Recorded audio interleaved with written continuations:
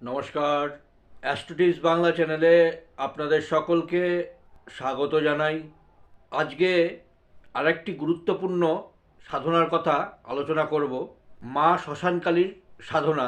দশমহাবিদ্যায় মা কালীকে প্রথম মহাবিদ্যা বলা হয়েছে। তন্ত্রে মায়ের বিভিন্ন রূপের বর্ণনা রয়েছে। তো এই শ্মশানকালী মাতা সাধনায় সিদ্ধ পুরুষ বা সিদ্ধতান্ত্রিক, সিদ্ধ সাধক অসীম শক্তির কিন্তু অধিকারী হতে পারে। সুখ সমৃদ্ধি, আর্থিক উন্নতি যে কোনো দিক থেকে সে উত্তীর্ণ হতে পারে।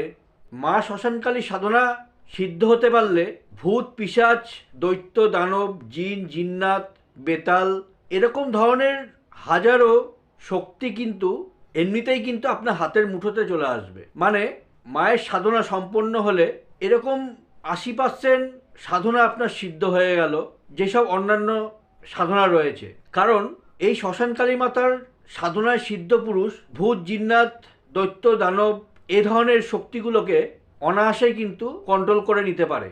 সেই সব সাধনা যদি করতে যান, তাহলে মাতার সাধনা যদি আগে করা থাকে, তাহলে সেই সাধনাগুলো কিন্তু অন্যান্য শক্তিগুলোও কিন্তু অনায়াসেই কিন্তু দ্রুত সাধন হয়ে যাবে।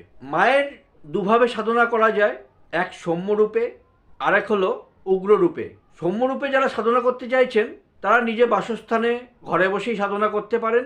মন্ত্র কিন্তু একই দেওয়া থাকবে, ভিডিওর লাস্টে দিয়ে দেবো, সেখান থেকে আপনারা দেখে নেবেন। সেই মন্ত্র কিন্তু উগ্র সাধনার ক্ষেত্রেও একই মন্ত্র, আর সৌম্য সাধনার ক্ষেত্রেও একই মন্ত্র, কিন্তু নিয়ম কানুনে একটু পরিবর্তন আছে। সৌম্যরূপে যদি সাধনা করতে যান, তাহলে ঘরে বসে আপনার বস্ত্র সাদা পরিধান করতে হবে, আসনও হবে সাদা, চারমুখ আলা চামেলির তেলের প্রদীপ জ্বালিয়ে নিতে পারেন, শ্মশানকালী মাতার ছবি রাখতে পারেন, ভোগের জন্য ডালের তৈরি খিচুড়ি ভোগ দিতে পারেন, কারণ মায়ের খুব প্রিয়, আর ধূপকাঠি, মোমবাতি, ফল অন্যান্য ভোগও দিতে পারেন। মন্ত্র কিন্তু ১৬,০০০ বার জপ করতে হবে এবং ৪৮ দিন ধরে জপ করতে হবে। প্রতিদিন ২১ মালা করে জপ করতে পারেন। আর উগ্র সাধনার ক্ষেত্রে কিন্তু একমাত্র শ্মশানে গিয়েই কিন্তু সাধনা সম্ভব। সেই ক্ষেত্রে ভোগের জন্য ছাগল বা পাঁঠার কলিজা লাগবে, সঙ্গে সুরা লাগবে। এই দুটো জিনিস কিন্তু মাস্ট। জপ করবেন রুদ্রাক্ষ মালায়, ২১ মালা করে জপ করবেন, ৪৮ দিন জপ করবেন। যদি এই সাধনায় সিদ্ধ লাভ করতে পারেন, স্বপ্নেতেও মায়ের দর্শন দিতে পারে। যদি মায়ের দর্শনও না পান, এই মন্ত্র এতটাই ধারালো হয়ে যাবে, এতটাই শক্তি সঞ্চয় হবে যে এই মন্ত্র দ্বারা যে কোনো শক্তিকে আপনি আহ্বান করতে পারেন, যে কোনো শক্তিকে বিনষ্ট করতে পারেন, যে কোনো সমস্যা থেকে এই মন্ত্র কিন্তু আপনাকে রক্ষা করতে পারে।